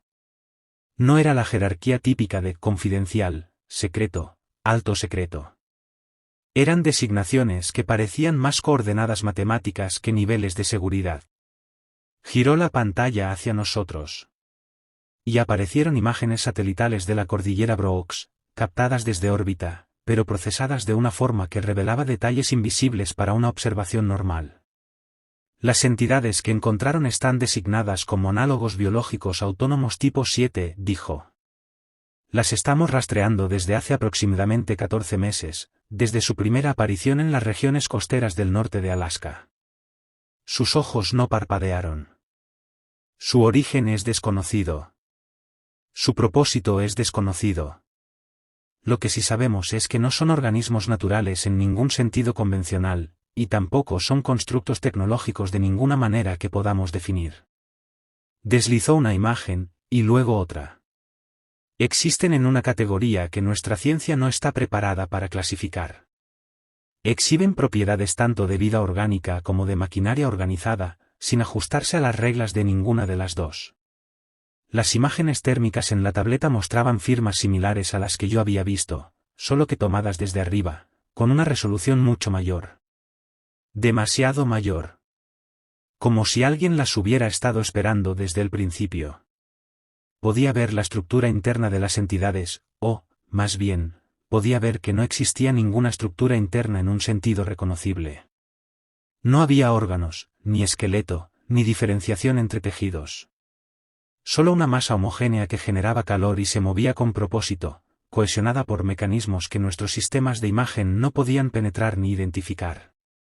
Creemos que están llevando a cabo un reconocimiento sistemático del interior de Alaska, continuó Bass, cambiando a un mapa donde los eventos de detección aparecían trazados a lo largo del tiempo. El patrón que encontré en los datos archivados resulta aún más claro a esta escala, oleadas de actividad que se expanden desde múltiples puntos de origen a lo largo de la costa, avanzando gradualmente hacia el interior continental. Están cartografiando el terreno, analizando formaciones geológicas, catalogando poblaciones biológicas y, posiblemente, buscando algo muy concreto. La estación 7 se encuentra en un punto de convergencia donde se cruzan varias de esas rutas de reconocimiento, y por eso han concentrado su actividad aquí. Pero no sabemos qué ocurrirá cuando completen el estudio. Si se retirarán, si continuarán hacia otras regiones o si pasarán a una segunda fase de operaciones. Aaron habló por primera vez desde que había comenzado la sesión informativa. Su voz arrastraba el peso de semanas observando cómo aquellos desconocidos se aproximaban a nuestra posición. Hablas de ellos como si fueran una fuerza de invasión realizando reconocimiento previo a un ataque. ¿Es eso a lo que nos enfrentamos? ¿Un primer contacto que salió mal? La expresión de Bass se mantuvo neutra, aunque percibí una leve vacilación antes de responder. Un cálculo fugaz sobre cuánto revelar. No tenemos pruebas suficientes para calificar sus actividades como hostiles o preparatorias de una agresión, dijo. Pero tampoco podemos descartar esa posibilidad. Lo que sí está claro es que operan siguiendo un plan concebido por algún tipo de inteligencia, individual o colectiva, terrestre o no, y la estación 7, con su equipo avanzado de monitoreo y sus sistemas de comunicación, representa exactamente el tipo de activo estratégico que cualquier operación de reconocimiento querría investigar o neutralizar. Fue entonces cuando comprendí por qué habían traído un equipo táctico y no solo científicos. Bass esperaba que las entidades hicieran un movimiento contra la estación. Y cuando lo hicieran, su intención era capturar o destruir al menos una para estudiarla en detalle. La estación 7 ya no era solo un puesto de observación. Se había convertido en cebo dentro de una trampa. Y Aaron y yo éramos el personal prescindible que le daba credibilidad. Necesito saber a qué nos enfrentamos realmente, dije, notando el filo en mi propia voz. Llevan 14 meses siguiendo a estas cosas. Tienen archivos clasificados, equipos especializados, protocolos diseñados específicamente para esta situación. Eso significa que ya se han encontrado con ellas antes. Probablemente más de una vez. ¿Qué ocurrió en esos encuentros? ¿Qué han aprendido que no nos están diciendo? Bass me observó durante un largo instante. Pude ver cómo sopesaba la seguridad operativa frente a la necesidad práctica de mantener informadas a las personas situadas en el epicentro, lo suficiente como para sobrevivir. Finalmente tomó una decisión y abrió otro archivo. Este estaba marcado con múltiples advertencias, señal de que su contenido se consideraba especialmente sensible. Hace 3 meses establecimos un puesto de monitoreo similar a este en el territorio del Yukon, dijo. Estaba ocupado por 4 investigadores y 2 miembros de seguridad. La entidad lo rodeó exactamente igual que ha rodeado la estación 7. Mantuvimos observación remota, estudiando su patrón de aproximación, intentando comprender su metodología. Hizo una pausa breve. La tercera noche del cerco, las entidades dejaron de mantener posiciones perimetrales y convergieron sobre el puesto de manera simultánea. El asalto, si es que podemos llamarlo así, duró aproximadamente 7 minutos. Cuando terminó, el puesto había desaparecido.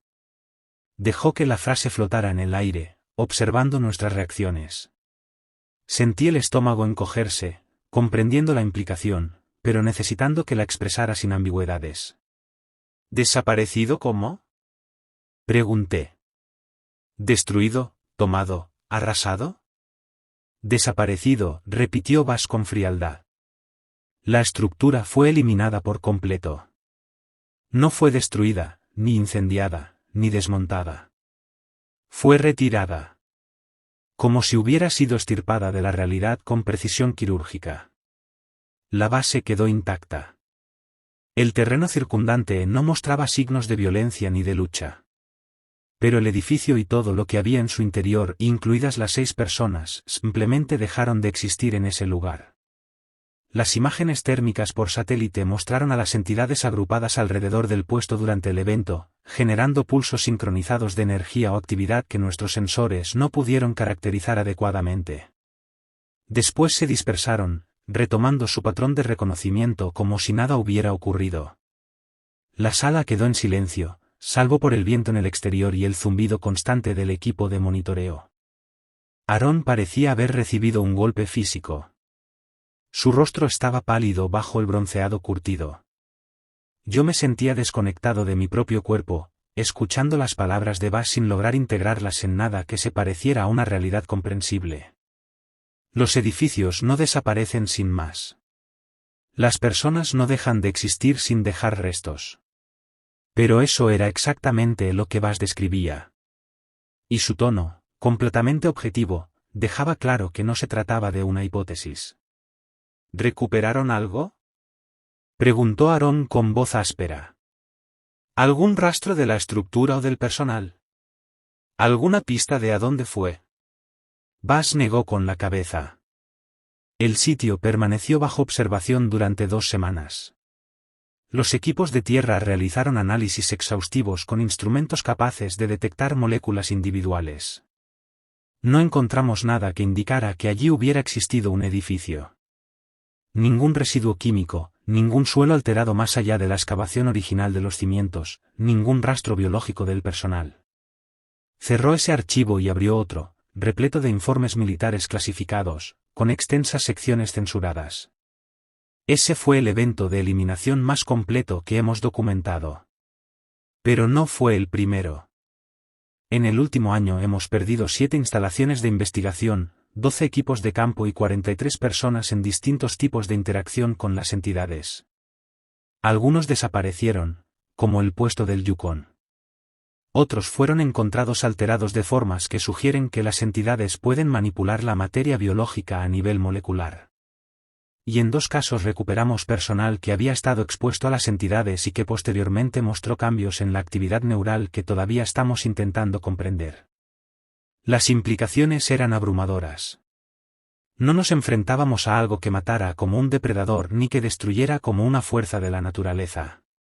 Nos enfrentábamos a algo capaz de borrar personas y estructuras de la existencia, de alterar la biología humana de maneras fundamentales y de operar según principios tan ajenos a nuestro entendimiento que nuestros instrumentos no podían medirlos correctamente. Y la estación 7 se encontraba justo en el punto cero de su próxima convergencia.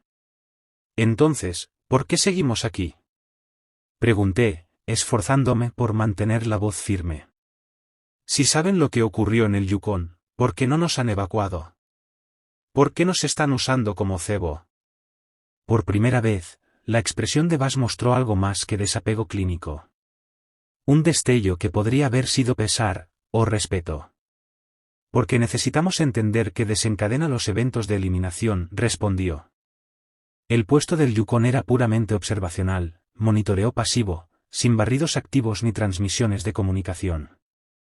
Necesitamos saber si las entidades responden de forma diferente ante una interacción activa, si se sienten atraídas por la actividad electromagnética o si su selección se basa en otros criterios.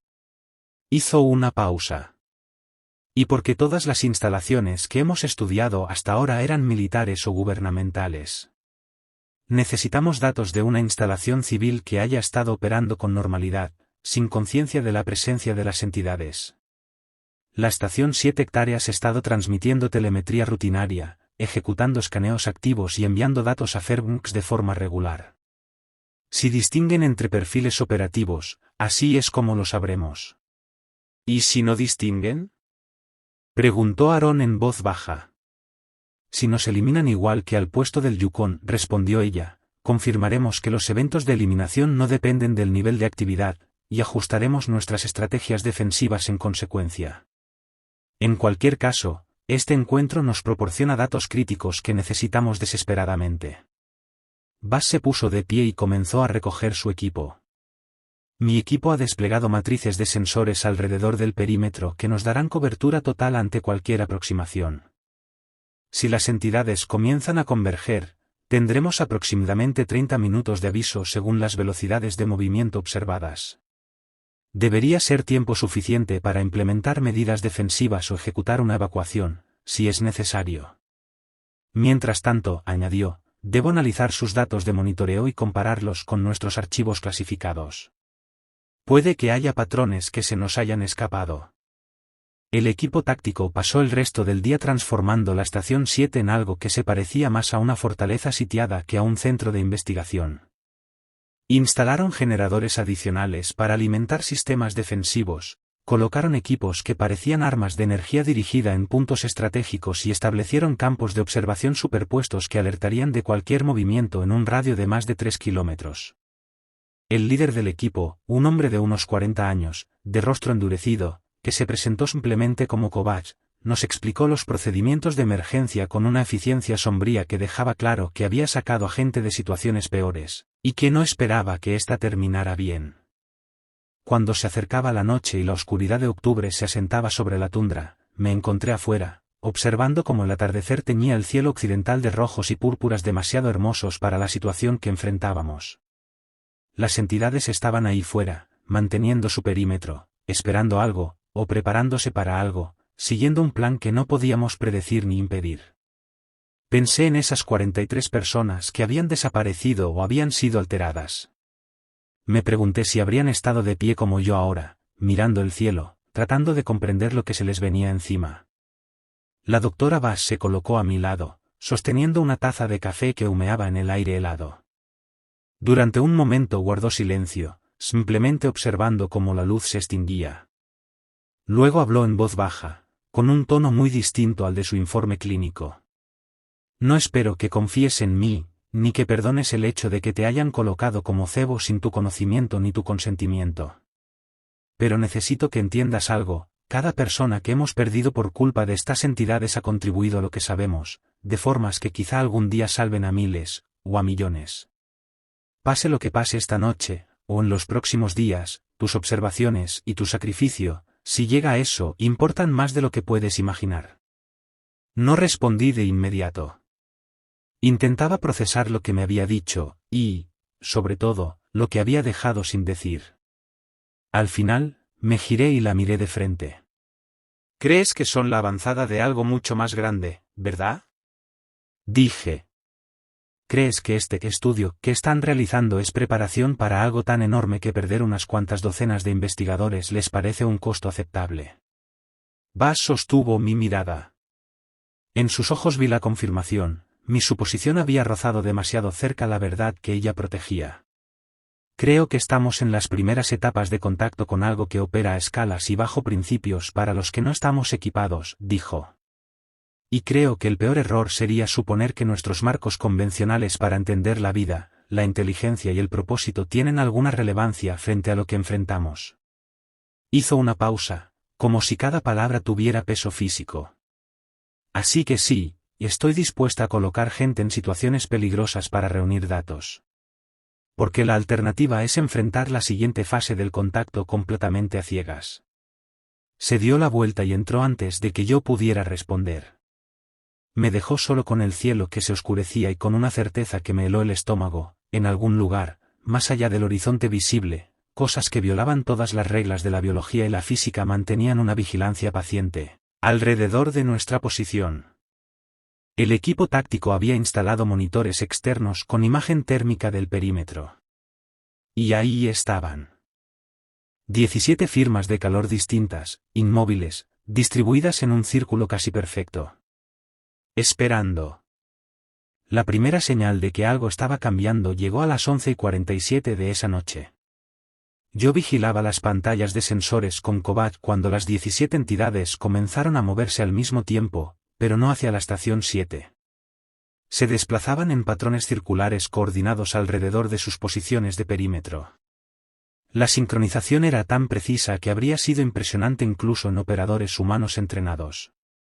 Pero ver esa exactitud en cosas sin un medio visible de comunicación era, profundamente inquietante.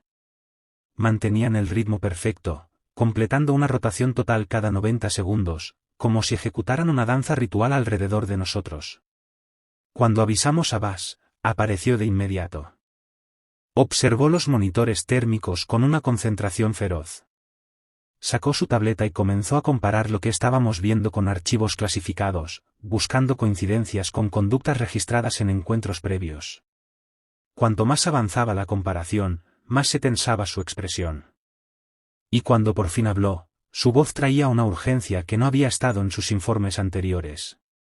Esto coincide con el patrón que precedió al evento de remoción del Yukon. Ya no se están posicionando, se están preparando. Están construyendo hacia algo. Se giró hacia Kovacs. Necesito a tu equipo en alerta máxima. Vera Cutler, reúne lo esencial y prepárate para una evacuación inmediata si doy la orden. Puede que tengamos 20 minutos antes de que pasen a la siguiente fase. Tragó saliva, y lo que no dijo fue peor que lo que dijo.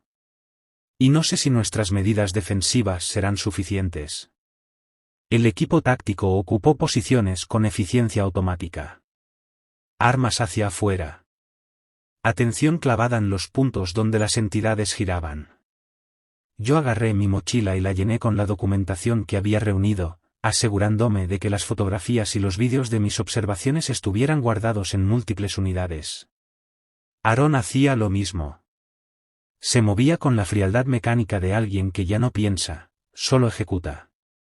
Afuera, las entidades continuaban su rotación sincronizada.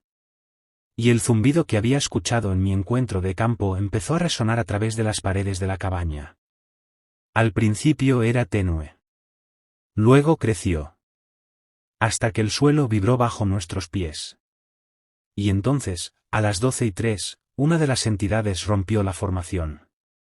Se desprendió del perímetro y avanzó directamente hacia la estación 7. Su aproximación era constante, deliberada. En cuestión de segundos, otras dos se separaron. Luego 4. Y, de pronto, las 17 convergían. Mantenían su sincronía, pero ahora todo estaba dirigido hacia adentro. El zumbido se intensificó hasta convertirse en una presión física. Me pitaban los oídos. La visión se me nubló en los bordes. En las pantallas térmicas vi que no solo se acercaban, estaban cambiando. Sus firmas de calor pulsaban en ritmos coordinados, volviéndose más brillantes, más definidas, como si estuvieran afinándose. El equipo de Kovacs abrió fuego cuando las entidades alcanzaron el marcador de 1 milla. Armas de energía que, por sí mismas, deberían haber sido clasificadas. Pulsos de fuerza dirigida que encendían la noche con destellos secos. Los impactos se veían en la imagen térmica, golpeando el centro de masa de la entidad líder. Por un instante, pensé que las defensas estaban funcionando, porque la primera entidad dejó de avanzar. Pero entonces comprendí. No se había detenido por el fuego. Se había detenido porque quiso.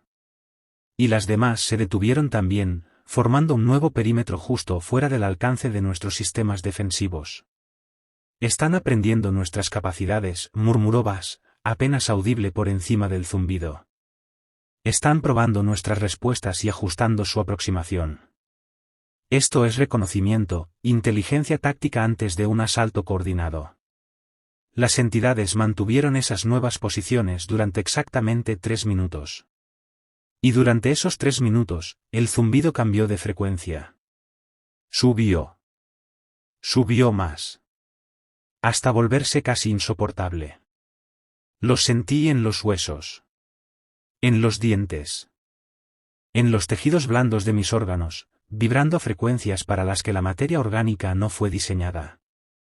Me empezó a sangrar la nariz. Vi lo mismo en Aaron, y en varios miembros del equipo táctico.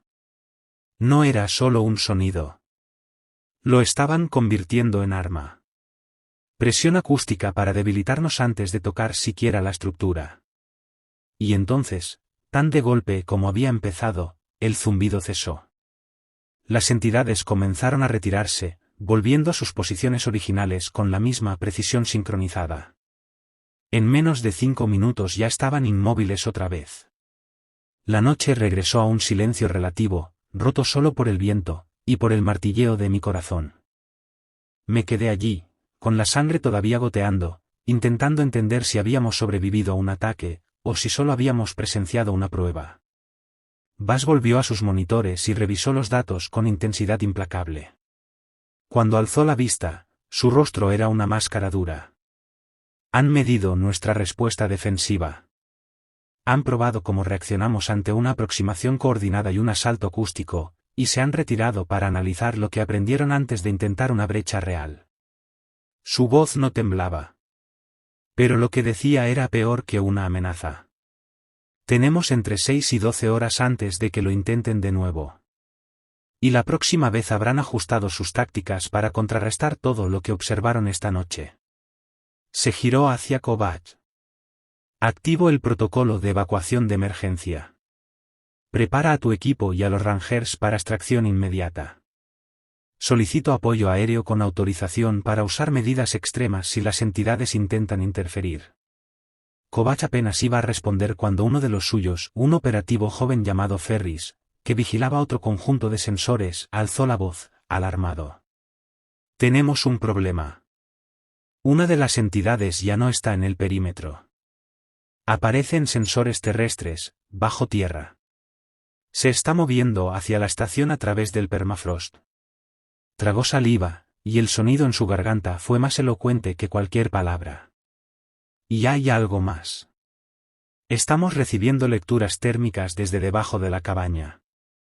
Firmas de calor que no estaban ahí hace una hora. Hay algo bajo nosotros. La realización nos golpeó a todos al mismo tiempo. Mientras nos obsesionábamos con la amenaza del perímetro, mirando esa coreografía sobre la superficie, al menos una de esas cosas había encontrado un camino por debajo de nuestras defensas. Estaba bajo la estación 7, ahora. Y la firma térmica sugería que estaba haciendo algo con la base, quizá preparando el mismo mecanismo de remoción que había borrado el puesto del Yukon. Bass tomó una decisión en segundos. Evacuación. Ya. Dejen el equipo. Dejen todo. Salgan de la estructura inmediatamente. Agarró su portátil y se lanzó hacia la puerta. Pero solo dio 3 pasos. El suelo bajo sus pies empezó a cambiar. Las tablas de madera sólida que habían sostenido la estación 7 durante 7 años comenzaron a perder sustancia. Primero se volvieron translúcidas. Luego transparentes. Luego, simplemente dejaron de existir. Bass tropezó cuando la superficie desapareció, y yo me moví por instinto, le agarré el brazo y la jalé hacia atrás, hacia el piso todavía sólido que se retiraba como la marea cuando se va. Llegamos a la puerta con Aaron y Kovacs justo detrás. Pero 3 miembros del equipo táctico, incluido Ferris, habían quedado del lado equivocado del vacío que se expandía. Intentaron correr, pero el suelo se borraba más rápido de lo que podían moverse. Y entonces cayeron. No hacia el espacio bajo la cabaña, sino hacia otra cosa. Una distancia imposible que se abría donde antes había piso. Sus gritos duraron, como mucho, 2 segundos, y se cortaron de golpe, como si alguien hubiera apagado el mundo. Cuando miré atrás, solo vi oscuridad donde habían estado. Oscuridad con profundidad y dimensión, pero alojada en un espacio demasiado pequeño para contenerla. Salimos justo cuando las paredes comenzaron a seguir al suelo hacia la inexistencia. Toda la estructura colapsó hacia adentro sin ruido, sin violencia, simplemente dejó de ser, de una manera que violaba cada principio de la física que yo creía entender. El suelo bajo el lugar donde había estado la estación 7 seguía sólido, intacto, sin grietas ni hundimientos. Pero todo lo que se había construido sobre él había desaparecido. Borrado por completo, como si nunca hubiera existido. Y con ello, los 3 miembros del equipo que habían caído en aquel vacío imposible también se habían ido, arrancados de la realidad con la misma precisión quirúrgica que Bass describió en el puesto del Yukon. Los supervivientes del equipo táctico mantenían las armas apuntando al suelo, buscando a la entidad que lo había hecho. Pero los sensores térmicos no mostraban nada. Nada. Lo que hubiera estado debajo de nosotros se había desvanecido con la misma limpieza que la cabina reforzada, en un segundo estaba, y al siguiente, solo quedaba el hielo, el viento, y la incredulidad. Bass habló por radio de inmediato. Pidió extracción de emergencia, la voz firme pese a la sangre que le resbalaba por la cara, desde donde se había golpeado al caer cuando la arranqué del borde del vacío. Kovacs ordenó formar un perímetro defensivo. Sus hombres obedecieron, pero se les notaban los ojos, su entrenamiento no estaba hecho para combatir algo capaz de eliminar la realidad. Aaron se quedó a mi lado, mirando el vacío donde había estado la base, con una expresión que no era miedo, sino desconcierto absoluto. No nos atacaron, dijo en voz baja. Nos quitaron del tablero, como si fuéramos piezas que estorbaban para poder hacer la siguiente jugada. Tragó saliva, sin apartar la vista del lugar vacío. Esa gente no murió. Ni siquiera la mataron. Simplemente dejaron de existir en cualquier sitio al que podamos acceder. Las entidades seguían en sus posiciones, alrededor de nosotros, sin reacción visible ante lo que su operativo subterráneo acababa de lograr. Esperaban. Pacientes. Implacables. Y allí estábamos, expuestos sobre la tundra, sin refugio, sin equipo, sin nada con lo que anticipar su siguiente movimiento. Entonces lo entendí, con una certeza helada, completa, esto era solo el principio. La estación 7 había sido un obstáculo menor. Un estorbo retirado del camino mientras ellos continuaban su estudio hacia un propósito que ni siquiera habíamos empezado a comprender. Los helicópteros venían en camino. Bass informó, ETA, 23 minutos. 23 minutos a la intemperie, sobre hielo abierto, mientras criaturas capaces de borrar edificios y personas mantenían su vigilia a nuestro alrededor. Los 23 minutos más largos que cualquiera de nosotros viviría, si es que sobrevivíamos. Pero los helicópteros nunca llegaron. Los oímos acercarse, el golpe rítmico de las palas cortando la noche ártica, cada vez más fuerte, viniendo del sur. Kovacs tenía al equipo listo para embarcar. Equipamiento térmico asegurado. Armas controladas. Bass coordinaba por radio los vectores de aproximación, guiando a los pilotos para rodear el perímetro de las entidades. Todo marchaba según protocolo. Durante unos 30 segundos, de verdad creí que íbamos a salir. Entonces el sonido del motor del helicóptero líder cambió.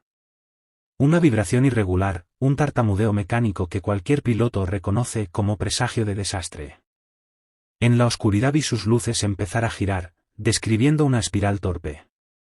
Perdía altura en un descenso controlado, que dejó de serlo segundo a segundo. El piloto luchaba, intentaba autorrotar, pero algo interfería con la propia mecánica, como si una mano invisible estuviera reescribiendo las reglas del vuelo. El helicóptero impactó la tundra casi 1,5 kilómetros al este de nuestra posición. Tan fuerte que sentimos el golpe en el hielo bajo los pies. No explotó, como en las películas. Simplemente, se dobló. Metal plegándose sobre sí mismo con el sonido de una puerta gigantesca cerrándose de golpe.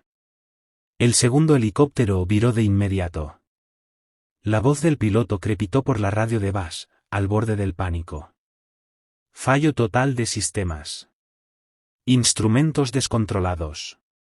Interferencia electromagnética fuera de escala. No podemos mantener la aproximación. Repito, no podemos mantener la aproximación. Lo que sea que tengan ahí abajo está emitiendo suficiente energía como para freír cada circuito de esta nave. Vimos al segundo helicóptero retirarse hacia el sur, sus luces tragadas por la noche. Y entonces, la realidad de nuestra situación cayó sobre nosotros con el peso del permafrost. Estábamos varados en el epicentro de una operación que no entendíamos. Sin refugio. Sin equipo. Sin extracción posible, hasta que aquello que tumbaba aeronaves decidiera detenerse. La temperatura caía hacia los 20 bajo cero Fahrenheit. Sin la cabina, nos quedaban quizás 6 horas antes de que la exposición se convirtiera en la amenaza inmediata, incluso por encima de las entidades. Bass ya estaba llamando por radio a equipos terrestres. Pero el personal más cercano estaba en Fairbanks, 16 horas como mínimo, incluso con autorización de emergencia. Cortó la comunicación y se giró hacia nosotros. Su rostro no mostraba miedo. Mostraba cálculo. El gesto de alguien obligado a decidir con opciones imposibles. Tenemos que llegar al lugar del impacto y ver si hay supervivientes, dijo. Y necesitamos determinar qué causó el fallo. Si pueden proyectar interferencia electromagnética suficiente para derribar aeronaves, es una capacidad que no está documentada, y Mando debe saberlo ya. Kovac no discutió. Reorganizó al equipo y empezamos a movernos hacia el este, hacia el punto donde el helicóptero había caído. Las entidades no reaccionaron. No ajustaron su formación. No cambiaron de posición. Solo observaron, pacientes e implacables, mientras atravesábamos la tundra congelada hacia un accidente que podía tener supervivientes, o ser otra trampa dentro de la operación que estaban ejecutando. Encontramos el helicóptero incrustado en el suelo con un ángulo que no debería haber permitido vida. Y aún así, el compartimento de tripulación seguía parcialmente intacto. 2 pilotos estaban muertos, con lesiones compatibles con trauma por impacto. Pero el jefe de tripulación estaba vivo. Apenas. Atrapado entre el metal, con ambas piernas aplastadas. El equipo de Kovac trabajó para liberarlo. Yo ayudé a Bas a revisar los sistemas del helicóptero, buscando una explicación que encajara en el mundo tal como lo conocíamos. Lo que hallamos no tenía sentido. Los sistemas no estaban quemados por interferencia externa. Estaban alterados. Cambiados físicamente a nivel de componente. Las placas de circuito mostraban señales de reorganización molecular, como si algo hubiera penetrado la electrónica sólida y hubiera reacomodado su estructura atómica. El cableado se había fusionado en patrones que sugerían sabotaje deliberado, no fallo aleatorio. Y, por todo el sistema afectado, había un residuo, un depósito cristalino tenue, que brillaba con una fosforescencia apagada bajo nuestras linternas. Bas raspó una muestra y la guardó en un vial. Sus manos temblaban apenas, lo justo como para delatar que el control era una máscara. Es el mismo material que encontramos en el Yukon, murmuró. Firmas moleculares que no coinciden con nada en nuestras bases de datos. Alzó la vista hacia mí, y en sus ojos había algo peor que el miedo, la certeza. No solo eliminan cosas. No solo alteran materia biológica. Manipulan la tecnología a nivel fundamental. Reescriben las reglas que determinan cómo funcionan los materiales. Iba a responder cuando Aaron, que vigilaba el perímetro, gritó con urgencia. Se están moviendo. Todos a la vez. Levantamos la vista. El perímetro de entidades estaba colapsando hacia adentro. Las 17 firmas convergían sobre nosotros con la misma precisión sincronizada. Pero no corrían. No cargaban. Avanzaban a paso humano, deliberados, medidos, como portadores de un féretro en una procesión fúnebre. Y el zumbido empezó otra vez. Más grave. Esta vez no vibraba en el aire, resonaba en el suelo, atravesando el hielo y subiendo por los huesos. Kovac tomó la decisión al instante. No podemos cargar al herido y combatir al mismo tiempo. Formación defensiva. Prepárense para enfrentar a mi señal. El equipo se alineó, armas apuntando hacia las entidades que se acercaban.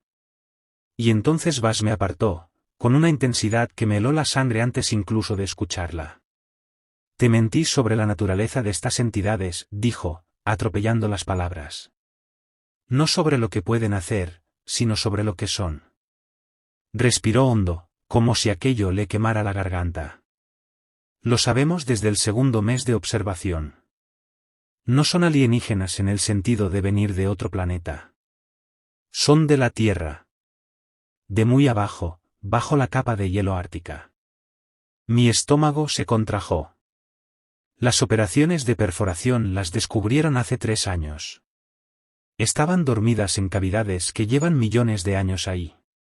Cuando las expusimos a la atmósfera, se activaron.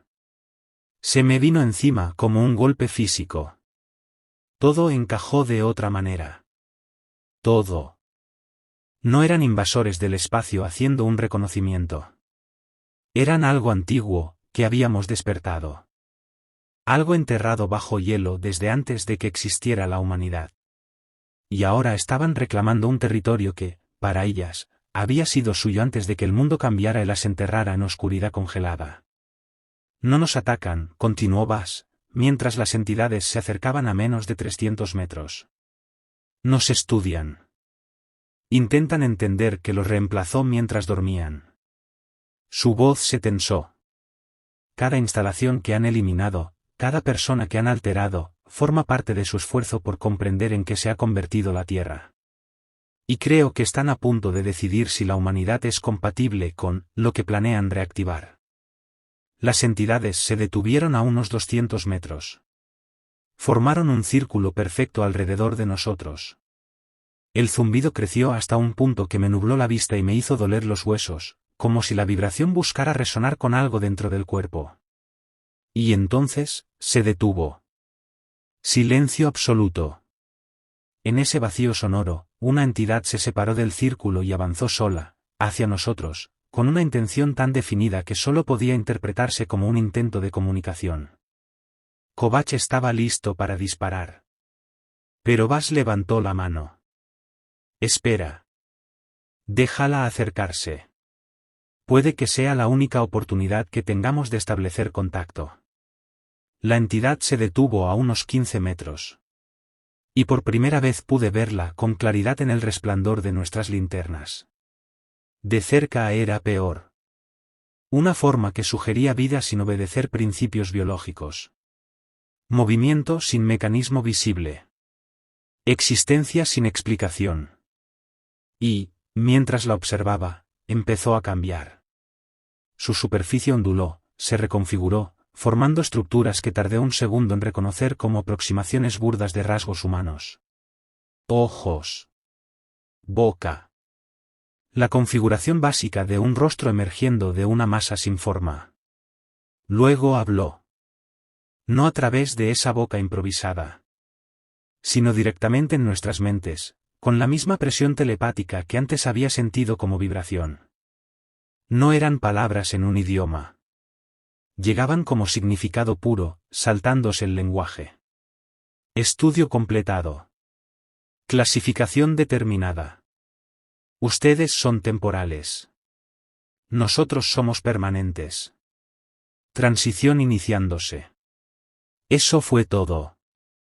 4 afirmaciones que contenían implicaciones lo bastante vastas como para abarcar el final de la civilización humana tal como la entendíamos. La entidad retrocedió y volvió a unirse a la formación. Las 17 se dieron la vuelta y comenzaron a alejarse. No se dispersaron. Se movieron juntas, como un solo organismo coordinado, rumbo al noroeste, hacia el interior de la cordillera Brooks. En minutos desaparecieron más allá del alcance de nuestra observación. Y nosotros quedamos allí, de pie entre los restos de un helicóptero destrozado, con más preguntas de las que teníamos al inicio, y la certeza de que la transición que habían mencionado ya estaba en marcha. Rescatamos al jefe de tripulación herido y regresamos al lugar donde había estado la estación 7. Pasamos la noche más larga de nuestras vidas esperando a los equipos terrestres, equipos que llegaron con más preguntas que respuestas. Bass presentó sus informes. Kovacs entregó su análisis posterior a la acción. Aaron y yo dimos declaraciones ante investigadores que no creyeron ni la mitad de lo que dijimos. Pero esto es lo que me mantiene despierto ahora, 3 meses después. Estoy sentado en una instalación federal, retenido por observación protectora, mientras deciden cuánto se me permite recordar. Las entidades siguen ahí fuera. El rastreo satelital muestra que se expanden por el Ártico. Que su número aumenta a medida que más especímenes dormidos se activan, respondiendo al ascenso de temperaturas y a la continuidad de las perforaciones. El estudio que realizaron no era reconocimiento para una invasión. Era una evaluación de cuánto ha cambiado el mundo, y de si los habitantes actuales, nosotros, somos obstáculos que deben retirarse o recursos que pueden utilizarse en lo que venga después. Pienso en esa palabra, transición. Pienso en las 43 personas que fueron alteradas en lugar de eliminadas, las que regresaron distintas, de formas que las autoridades jamás discuten. Pienso en las instalaciones que desaparecieron. En la tecnología reescrita a nivel molecular. Y me pregunto si la transición que están implementando nos está pasando a todos, lenta e imperceptiblemente, reescribiendo la humanidad en profundidades que no podemos detectar, hasta que el cambio sea irreversible. Dicen que me liberarán pronto, cuando termine el interrogatorio y estén satisfechos de que no soy un riesgo. Pero últimamente siento algo diferente en mi cuerpo. Cambios sutiles en la percepción, en la cognición, lo mismo que Bas describía en el personal alterado. Mis sueños están llenos de zumbidos y patrones geométricos. Me descubro pensando en frecuencias en lugar de palabras. Y a veces, cuando miro mi reflejo, veo algo moverse bajo la superficie, paciente, metódico, esperando a que la transición se complete. No se han ido. Están bajo el hielo, en el permafrost, quizás dentro de quienes las enfrentamos de cerca. Ellas son permanentes. Nosotros, temporales. Y el estudio ya decidió exactamente cómo va a proceder esa transición. La estación 7 desapareció. 3 miembros del equipo se perdieron en vacíos imposibles. Una tripulación murió porque su tecnología fue reescrita. Y algo antiguo, despertado por accidente, está reclamando la Tierra. Una mente, un cuerpo, una instalación, a la vez. Las señales satelitales nunca coincidieron con ningún animal, porque no eran animales. Eran los propietarios. Los dueños regresando a una tierra que les perteneció antes de que el hielo los enterrara, antes de que la humanidad bajara de los árboles y levantara civilizaciones sobre un suelo que nunca fue del todo nuestro. Y ahora están en casa. Escribo esto como mi documentación final, antes de que la transición termine. Antes de que lo que estoy convirtiéndome reemplace lo que fui. Si estás leyendo esto, entiende algo, la naturaleza salvaje no está vacía, y no es nuestra. Hay cosas bajo el hielo más antiguas que nuestra especie, cosas que sobrevivieron catástrofes capaces de borrarnos por completo. Y nos miran con el mismo interés distante con el que nosotros observaríamos bacterias creciendo en una placa de Petri. El Ártico se calienta. El hielo se derrite. Y con cada grado que sube la temperatura, más de ellos se activan. Más formas dormidas despiertan para encontrar un mundo transformado, ocupado por criaturas que no reconocen como legítimas dueñas de un territorio que fue suyo primero. Nosotros lo llamamos cambio climático. Ellos lo llaman condiciones óptimas de reactivación. Da igual el nombre. La transición está comenzando. Y no hay nada en nuestra ciencia, nuestras armas, ni nuestra comprensión de la realidad, que pueda detener lo que viene. El estudio está completado. La evaluación fue registrada. La transición ha sido autorizada. Y puedo sentirla dentro de mí, ahora mismo. En este instante, mientras escribo estas últimas palabras, antes de dejar de ser la persona que fue a la estación 7 y convertirme en otra cosa. Algo permanente. Algo que seguirá aquí mucho después de que termine la ocupación temporal de la humanidad. No están invadiendo. Están reclamando. Y los despertamos nosotros mismos.